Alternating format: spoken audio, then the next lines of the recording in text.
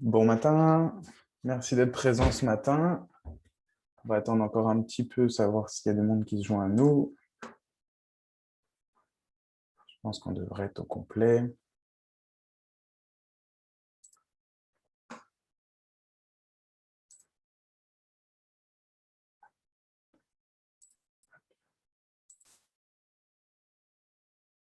Ok, parfait. Je vais juste agrandir mon écran.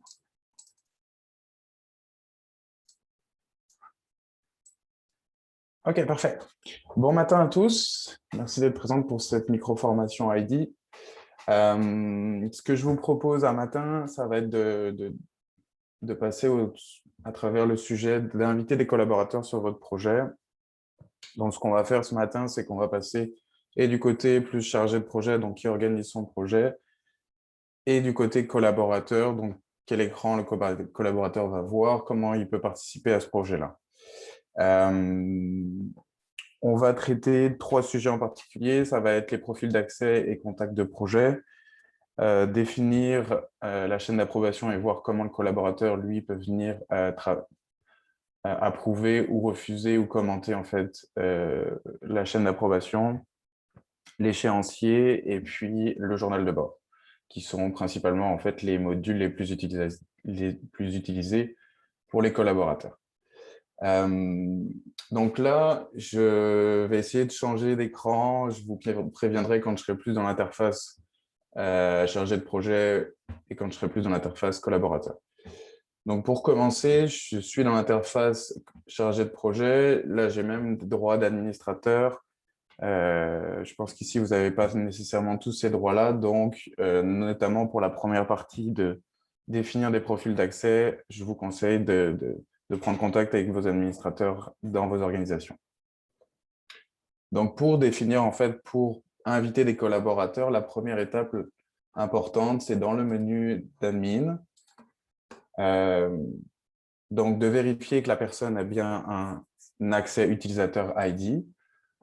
Donc ici, pour le test de ce matin, je vais prendre l'exemple de mon profil. Donc là, ici, je vais être capable de prendre donc Adrien. Je vois qu'Adrien Michel, donc moi-même, a un profil ID et je vais venir en fait lui définir un rôle d'utilisateur. Le rôle d'utilisateur, ici, je vais venir cocher la case en face de collaborateur que j'ai auparavant défini avec des rôles d'accès spécifiques, notamment pour le projet, l'échéancier et le journal de bord. Donc, la première étape importante pour inviter les personnes à travailler sur votre projet, donc je retourne sur la vue démarrage projet. Ici, j'ai mon projet test, donc qui va être le CDV Coty. Je vais venir double-cliquer sur ce projet-là. Je vais arriver sur cette page, donc je pense que vous êtes plutôt habitué à cette page-là, avec l'ensemble de l'information. Et en venant cliquer en haut à droite sur Détails, je vais retrouver la description et les informations du projet. Dans l'onglet Contact, je vais pouvoir en fait ajouter, donc pour l'exemple, je vais le retirer de la liste. Je vais venir ajouter en fait le collaborateur dans mon projet. Donc, c'est vraiment l'étape initiale pour inviter quelqu'un sur votre projet. Je vais sur la page démarrage, projet, détail. Et en fait, je vais avoir le petit onglet ajouter. Donc, attendez, ça met un petit peu de temps. Là, je vais retrouver l'ensemble des contacts qui sont inscrits dans le carnet d'adresse d'ID, donc à l'ensemble de votre organisation. Donc, plusieurs solutions, soit de chercher par compagnie, unité administrative si c'est quelque chose que vous avez défini dans votre ID, ou bien directement par la barre de recherche. Donc ici, je vais retrouver Adrien Michel, compagnie démo. Je vais le sélectionner et l'enregistrer. Dans le cas où votre contact n'existe pas, vous avez la possibilité de créer le contact.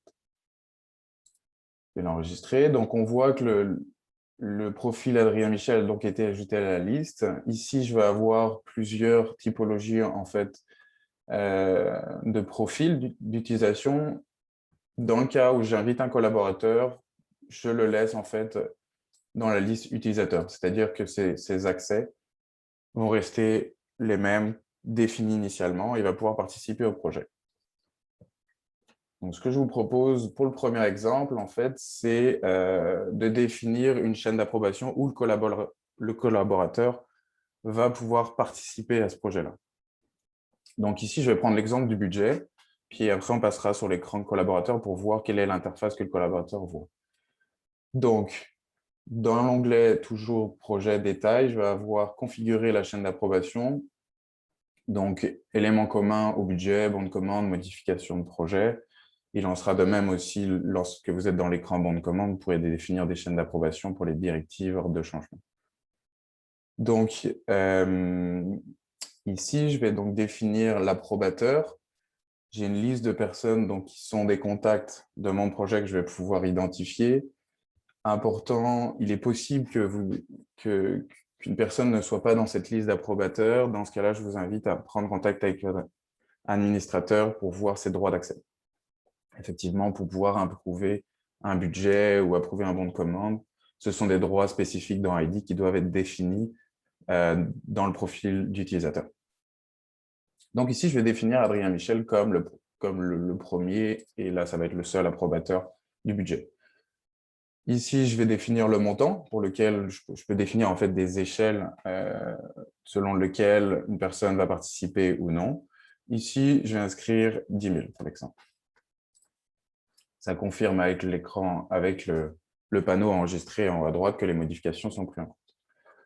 Ici, je vous propose de passer en fait sur l'écran collaborateur. Donc, le collaborateur, lui, avec son profil d'accès, soit un identifiant, soit par un accès directement avec l'organisation, va pouvoir se connecter.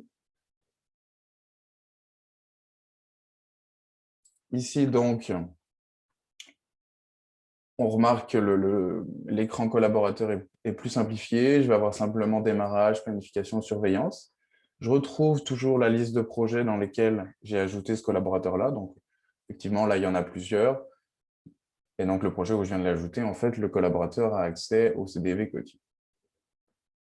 Donc, de la même manière, en fait, que vous, le collaborateur peut quand même a la possibilité de consulter les informations du projet, mais effectivement, n'a pas la possibilité de modifier ces informations-là.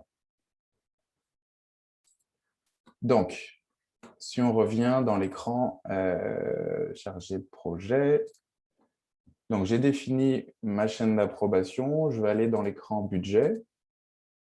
Ici, pour l'exemple, j'avais déjà commencé à travailler mon budget. Je vais attendre qu'il charge. Donc, on est sur un budget de type estimé préliminaire où je vais avoir besoin de l'avis de mon collaborateur sur la fiabilité en fait, de l'estimation. Donc, mon budget est déjà défini, j'ai des prix unitaires, des quantités. Ce que je vais faire, c'est que je vais avoir la possibilité en tant que chargé de projet de l'envoyer pour approbation. Et c'est là où, en fait, le collaborateur va être notifié puisqu'il est dans cette chaîne d'approbation. Donc, je vais l'envoyer pour approbation. Donc, on voit qu'ici, j'utilise le profil de Marc Parento, qui l'envoie et je suis en attente en fait, d'approbation par Adrien Michel, donc le collaborateur.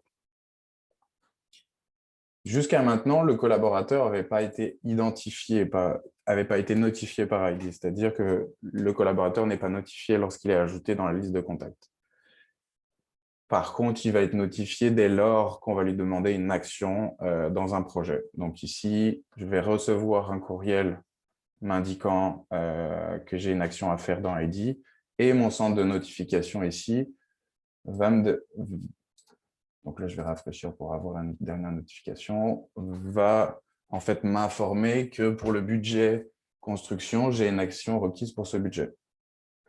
Donc, retour dans l'écran collaborateur, deux possibilités, soit de passer par le courriel avec le lien direct vers en fait ce budget, soit dans l'environnement ID, d'utiliser les notifications. Donc là, je vais venir cliquer sur cette notification qui m'envoie directement au budget. Donc, en tant que collaborateur, je peux consulter, je peux venir dérouler les items, regarder les montants, savoir si ça fait du sens. Je vais aussi pouvoir en fait ajouter des documents si nécessaire. Et donc, la possibilité en fait de venir approuver ou refuser. Si je refuse, en tant que collaborateur, Pour l'exemple du budget, le budget va être renvoyé en fait à la personne qui l'a envoyé, la première personne qui l'a créé et qui l'a envoyé pour approbation. Ou bien, j'ai la possibilité ici de venir l'approuver. Dans le cas où je l'approuve, la possibilité de mettre un commentaire. Donc là, OK, c'est bon.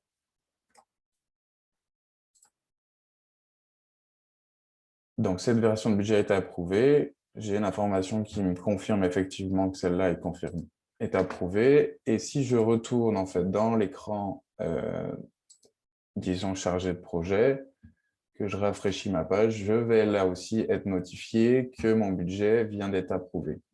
Je vais aussi pouvoir voir directement, à l'aide de l'historique, quelles sont les personnes qui l'ont approuvé, à quelle heure et à quelle date. Donc ça, c'est la première partie sur les chaînes d'approbation. Comme vous pouvez le voir, c'est assez simple. En tant que chargé de projet, je définis dans la chaîne d'approbation mes collaborateurs selon des montants ou des étapes, ou alors une seule chaîne d'approbation pour l'ensemble du projet.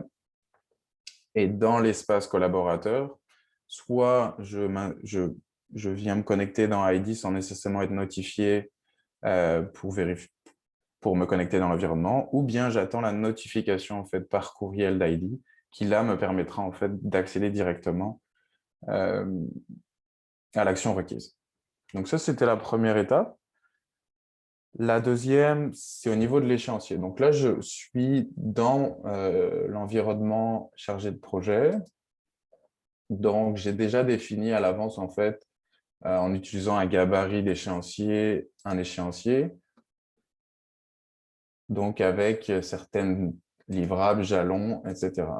Si je vous montre l'interface collaborateur, le collaborateur, donc, vous pouvez voir, a quand même un nombre de choix plus limité, mais peut venir consulter l'échéancier tâche. Donc ici, je vais retrouver, en fait, j'ai la même visibilité que le chargé de projet. Cependant, je n'ai pas la possibilité, en fait, de venir modifier les tâches. C'est-à-dire que si je clique sur le détail de la tâche, effectivement, la planification est gelée. Je n'ai pas la possibilité d'ajouter de dépendances, ni de texte, ni de documents. Le collaborateur, par défaut, a un accès de lecture et de consultation sur l'échéancier.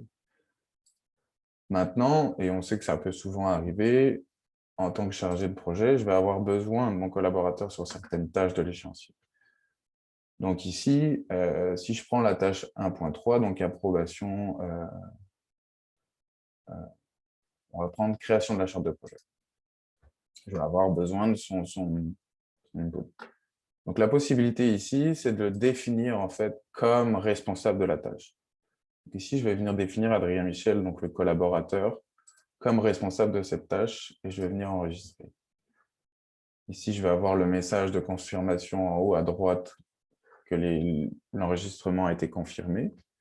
À partir de ce moment-là, en fait, l'action de définir le collaborateur comme responsable d'une tâche lui permet de venir modifier et apporter en fait soit des documents, soit du texte sur cette tâche et seulement cette tâche.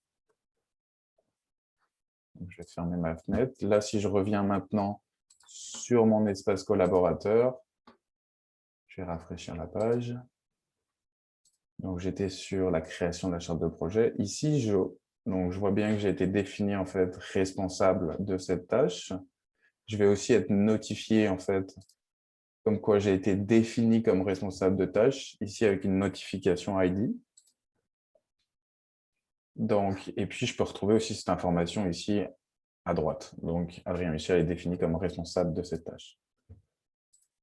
Donc ici, par rapport à l'exemple de tantôt, ici, j'ai la possibilité donc, de venir ajouter des dates révisées, des dates réelles, de venir entrer du texte et d'ajouter des documents. Donc, je peux faire l'exemple ici, de venir ajouter un document. Je vais juste trouver un document.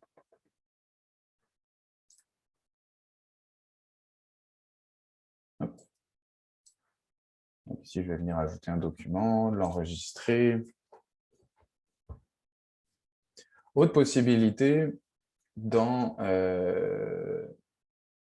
avec l'échéancier tâche, c'est en fait de définir le collaborateur comme approbateur d'une tâche spécifique.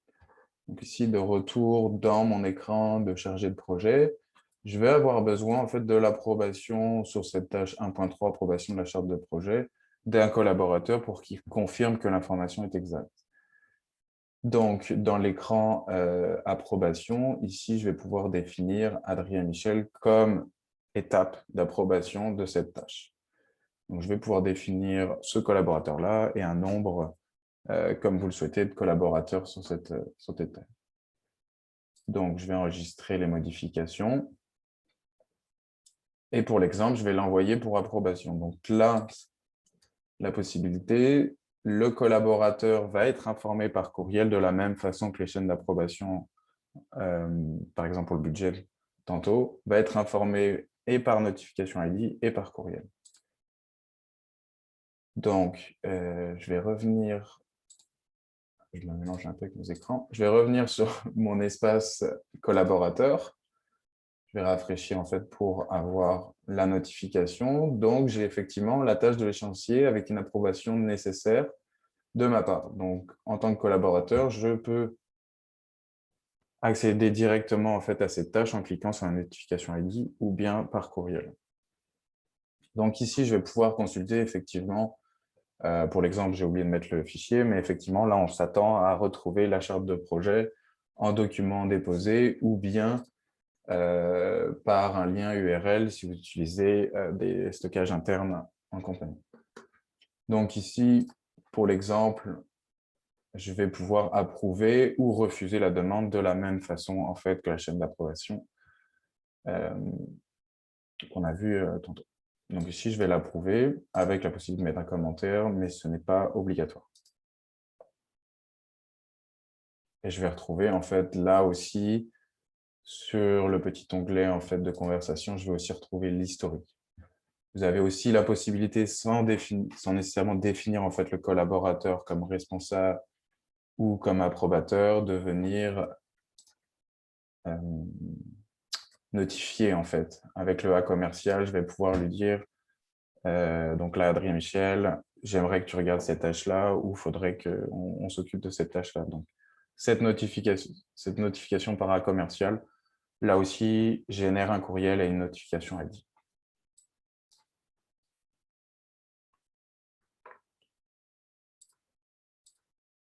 Donc ça, c'était la deuxième chose que je voulais voir avec vous. Donc la possibilité pour un collaborateur de venir participer aux chaînes d'approbation sur les modules de budget, bon de commande, directive, ordre de changement, de venir participer à l'échéancier tâches et le journal de bord. C'est généralement les trois modules utilisés. Après, effectivement, le profil collaborateur reste libre, à vous de le définir comme vous le souhaitez. Donc, ce qu'on va faire... Donc, je vais aller sur le journal de bord. Je suis dans mon environnement collaborateur. Ici, je vois que je n'ai pas de notes sur ce projet-là créé. C'est un projet qu'on vient de commencer. On est sur le début, donc pas de notes nécessairement de créer. Ce qu'on fait généralement, c'est de donner des accès de lecture et modification sur le journal de bord pour les collaborateurs.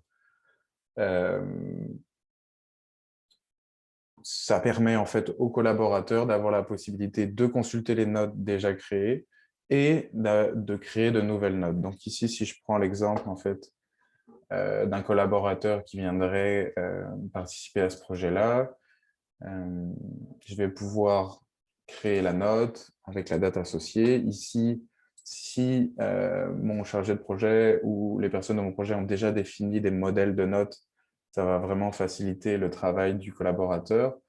Donc ici, je vais pouvoir utiliser le rapport journalier de chantier, le consulter, le remplir. Donc si effectivement c'est des comptes rendus de réunion ou des comptes rendus de visite de chantier avec des modèles bien définis, ben, ça va vraiment plus vite pour compléter ces notes-là, sachant que le journal de bord est un module aussi accessible par téléphone intelligent.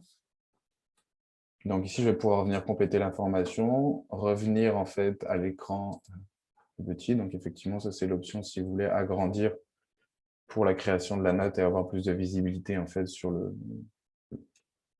l'espace texte de la note, venir ajouter des fichiers. Donc là encore, je peux venir déposer des fichiers. Donc ça peut être aussi bien des fichiers PDF ou effectivement des photos si c'est une visite de chantier.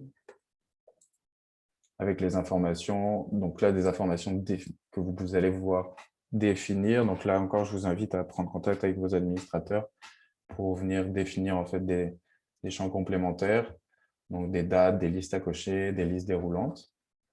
Et puis, utiliser des tags. Donc ici, ça va être un tag qui va être rapport de visite. Soit le tag existe déjà, soit effectivement, vous pouvez créer de nouveaux tags.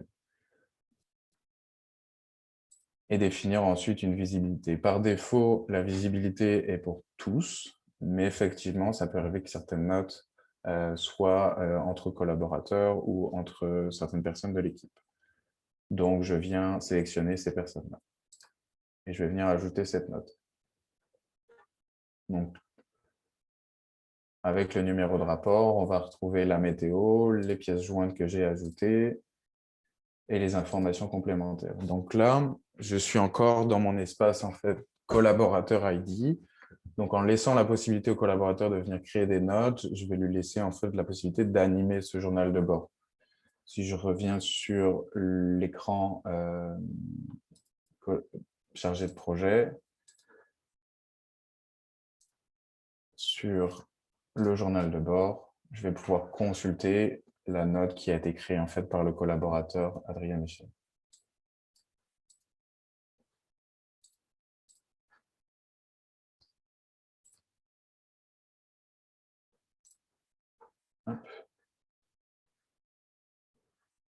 Donc voilà, donc ça c'était les trois choses en fait que généralement on définit pour un collaborateur. Donc pour faire un résumé, donc pour inviter un collaborateur, la première étape importante, donc effectivement le profil d'utilisateur ID, l'ajouter au contact du projet, ça c'est une étape vraiment importante parce qu'effectivement sans ça le collaborateur n'aura pas la possibilité de voir ce projet-là. Si on souhaite le faire participer à des chaînes d'approbation, donc le définir. Pour rappel, définir des chaînes d'approbation, donc on a la possibilité de définir les chaînes d'approbation dans les détails du projet ou dans le bon de commande. Ensuite, l'échéancier. Donc, par défaut, le collaborateur va avoir le droit de consultation dans l'échéancier. Si on souhaite que le collaborateur vienne modifier et participer en fait aux tâches, pensez à le définir comme responsable de la tâche. Et puis, d'utiliser les chaînes d'approbation dans l'échéancier pour les tâches. Donc là, bien définir en fait le collaborateur dans la chaîne d'approbation pour cette tâche-là. Enfin, le journal de bord, de donner les accès de lecture et de modification. Donc effectivement, le collaborateur a la possibilité de venir créer des notes, de venir aussi commenter chaque note et de faire vivre en fait ce journal de bord.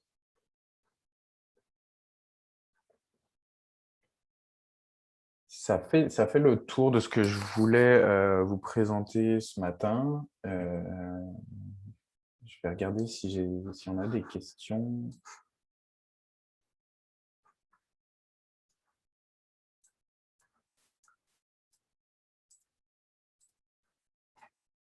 N'hésitez pas si vous avez des questions, commentaires sur ce thème d'inviter des collaborateurs sur vos projets.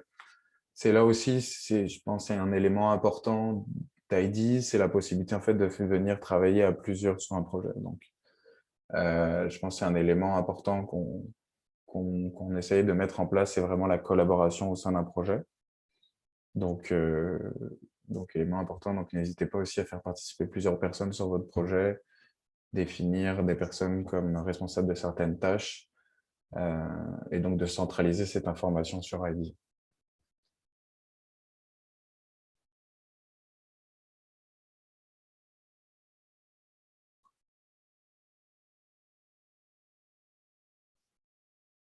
Pour rappel, pour qu'un collaborateur soit invité en fait à travailler sur ID, soit auparavant, vous l'invitez sur l'espace général ID, soit tout simplement, une fois que cette personne a un profil défini, en le paramétrant sur des tâches, des responsables de tâches ou bien des approbations, d'échéancier ou de budget, cette personne va recevoir un courriel qui lui permettra d'accéder à l'espace ID.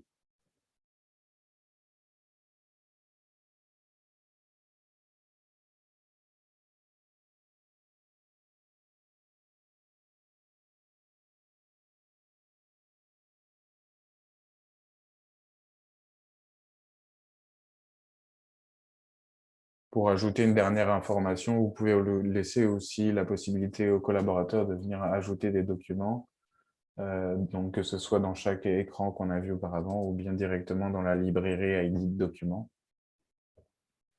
Donc la possibilité soit d'en ajouter, soit d'en télécharger, ce qui peut vraiment faciliter la collaboration au sein de votre projet.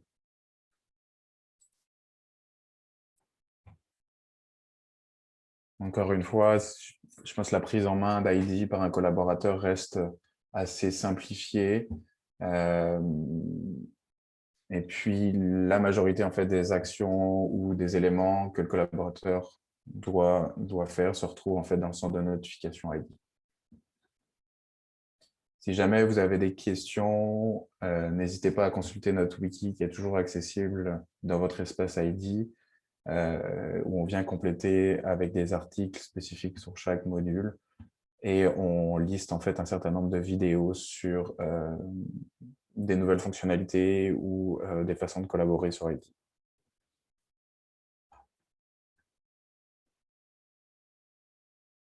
Je ne vois pas de questions spécifiques sur ce sujet-là. Je vous remercie d'avoir été présent ce matin. Je vous donne rendez-vous la semaine prochaine pour une autre micro-formation. Merci à vous. Passez une bonne journée, passez une bonne fin de semaine.